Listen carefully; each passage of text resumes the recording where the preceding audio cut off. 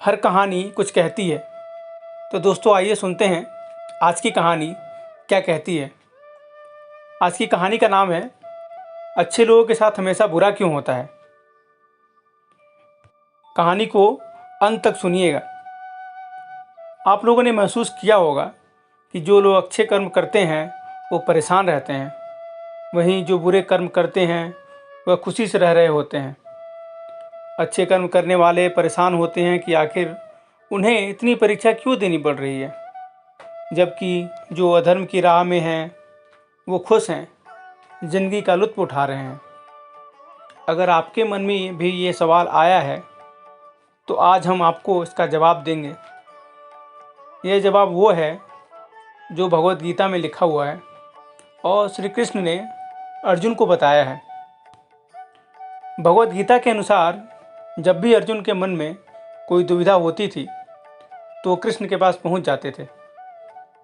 एक बार की बात है, भगवान श्री कृष्ण के समीप आकर अर्जुन ने पूछा कि भगवान मेरे को एक दुविधा है, मैं उसका हल आपसे जानना चाहता हूँ।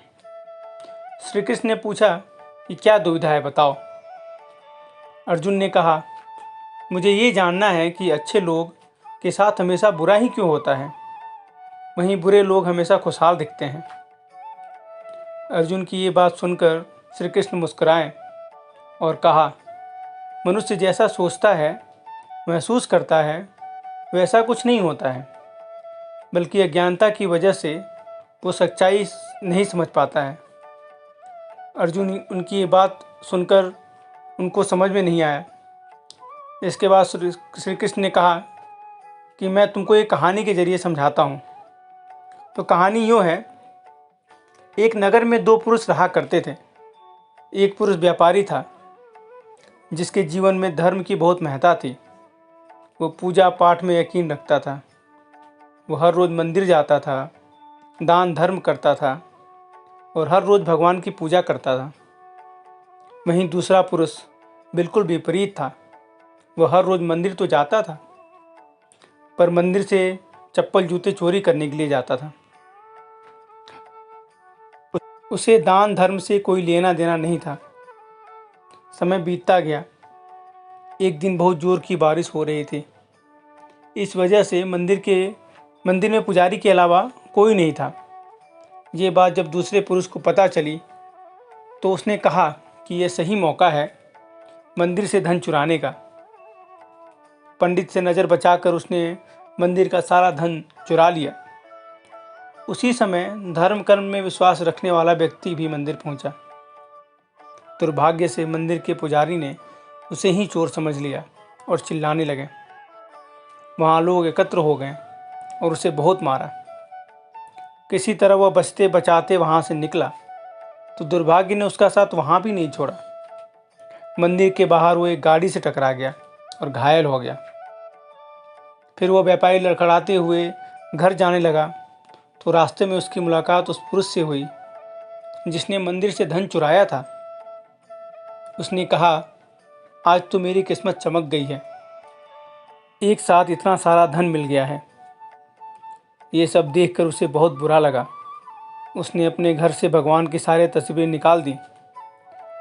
कुछ सालों बाद दोनों पुरुषों की मृत्यु हो गई। मरने के बाद जब वो दोनों यमराज के पास पहुँचे तो भले पुरुष ने दुष्ट व्यक्ति को देखा तो उसे बहुत गुस्सा आया। उसने क्रोधित होकर यमराज से पूछ ही लिया, मैं तो हमेशा अच्छे कर्म करता था, दान में विश्वास रखता था, उसके बदले जीवन भर मुझे अपना दर्द झेलना पड़ा, अपमान झेलना पड़ा। आखिर ऐसा भेदभाव क्यों? इस पर यमराज ने कहा, पुत्र तुम गलत समझ रहे हो। जिस दिन तुम्हारी गाड़ी से टक्कर हुई थी वो दिन तुम्हारे जीवन का आखिरी दिन था, परंतु तुम्हारे अच्छे कर्मों की वजह से तुम्हारी मौत सिर्फ एक छोटी सी चोट में बदल गई। तुम इस दुष्ट व्यक्ति के बारे में जानना चाहते हो? दरअसल इसके भाग्य में राजयोग था, मगर इसके कुकर्मों और धर्मों की वजह से वह सिर्फ एक छोटी सी धन की पोटली में बदल गया। कथा सुनाने के बाद श्री कृष्ण ने अर्जुन से कहा, पार्थ क्या अब भी तुम्हारे मन में कोई सवाल है? ऐसा सोचना कि भगवान तुम्हारे कर्मों को नज़रअंदाज कर रहे हैं, ये बिल्कुल भी सत्य नहीं है। भगवान हमें कब किस रूप में दे रहा है मनुष्य को समझ नहीं आता है, मगर आप अच्छे कर्म करते रहो, भगवान की कृपा हमेशा बनी रहती है। इसलिए अच्छे कर्मों को बदलना नहीं चाहिए, क्योंकि उसका फल हमें इसी जीवन में मिलता है।